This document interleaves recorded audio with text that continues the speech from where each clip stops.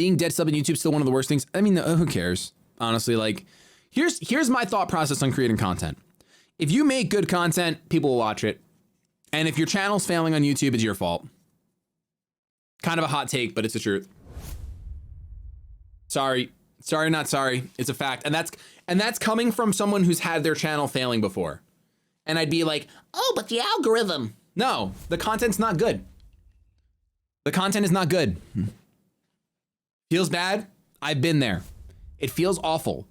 But what you should do is the Mr. Beast method and evaluate. I'm not here to idolize you. Do I suffer from the awkward one-sided friendship feeling of knowing about your life? Sure. But I'm here for 2 reasons. Tell me. I sympathize with your outlook on life, which make me smile. Okay. And the community here feels like family. W. Less than 3. I can appreciate that. So what I would love people to do, which I wish I would have had someone tell me do this when I was really struggling with my content and I would be like blaming the algorithm, is I wish someone told me to evaluate my content where I want it to be. Because I'm a pretty big believer of like, if you want, who said it? I forgot. Oh, you know what I was watching? I was watching the making of Arcane.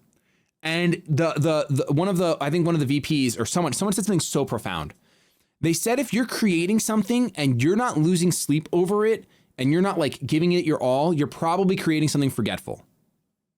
And I was like, bro, oh my gosh. So when I was just coasting, uploading Fire Emblem Let's Play with 0 editing and care in the world, that's the reason why I was failing.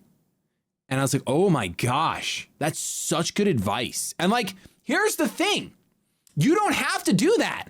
You don't have to lose sleep over your content, but it's unfair to yourself to be like, I want to make the content I want to make and I want it to do good without me working inside the confines of good content, or I shouldn't say good, of successful content. Because one of the biggest controllers we have over our happiness, I do lose sleep over my Nuzlocke because of that stupid couch. It's nowhere near as comfortable as my bed. My wife won't let me back.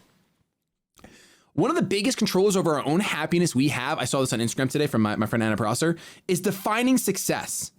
And that's what I wish someone would have told me. I can't find it because it was their story. No, hold on. How you define success is a source of happiness you can control. This is a tweet from Adam M. Grant. 105 studies, 70K people globally. Valuing extrinsic over intrinsic goals predicts lower well-being. Fame, wealth, and beauty are bottomless pits. Pursuing growth, kindness, trust, and health is a path to flourishing. Here's the big thing. I don't think everyone should try to make unforgettable content because that is a bottomless pit. Right? Anyone, any nodders? Any truers? But it's unfair to yourself to put yourself in the camp of I don't want to make unforgettable content, and then also I'm so angry my content is not I'm so angry I'm making forgettable content. Like that's so unfair to yourself. And that's what I was doing for a long time on YouTube. So I know it sounds, that's any walk of life, 100%. It's any walk of life. I guess I'm just speaking to the field that I'm in, and that I was like, people were like, you're being insensitive by saying that your content's bad if you're not successful.